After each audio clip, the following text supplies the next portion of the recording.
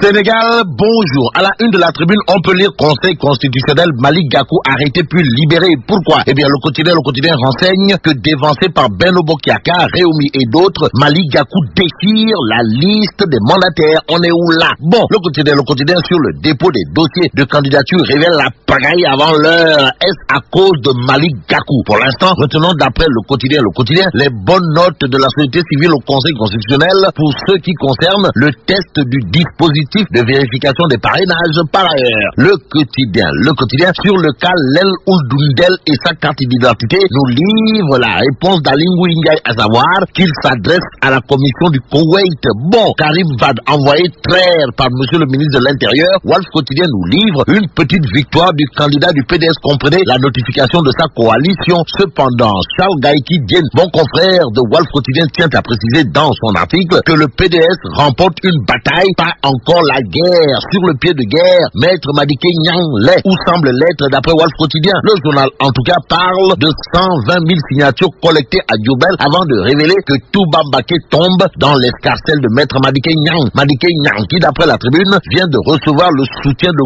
Gouda Falcane en bombant le torse, d'où la déclaration de Madické Niang qui barre la une de la tribune, à savoir: je suis la solution, je suis celui qui incarne les valeurs du PDS. Que retenir d'autre sinon ce que nous apprend l'As Quotidien, à savoir pour Madické Niang et pour Khalifa Sall. L'As Quotidien nous livre qu'il sera jugé le 20 décembre prochain à la Cour suprême. Pour l'instant, le journal Les Échos nous livre que Khalifa Sall tend la main à Cheikh Bamba Dièye, comprenez Allah Waridoun Bounaounda Boutouti Touti, dans le cadre d'un renforcement de ses rangs pour la présidentielle. Au sujet de la présidentielle et la candidature probable de Khalifa Sall, Rewmi Quotidien veut savoir si le pouvoir a lâché du lest. En attendant, retenons d'après Direct Info que l'homme du présent et du futur, c'est Macky Sall. Bon, présidentielle 2019 et sondage Direct Info titre Macky Sall vainqueur avec 56%.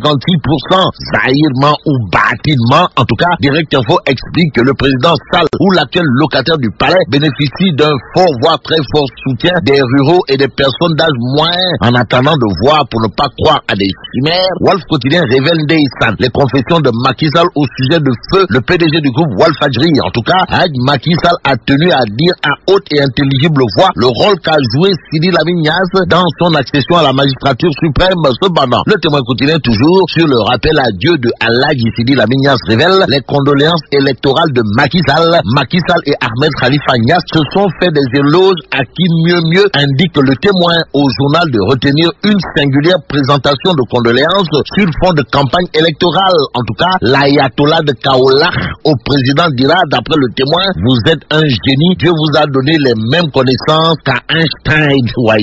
Ahmed Khalifa Niasse.